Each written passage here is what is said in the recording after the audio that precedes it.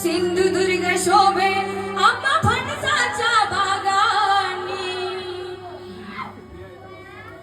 कोकणाचा पाया रचला देवदैवतांनी, राखीला हा मान दशावतारा भजनानी,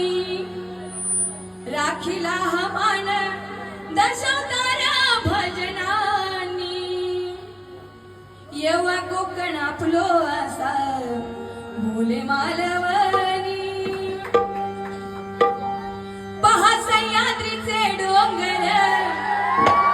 देवादिकांचे माहेर घर,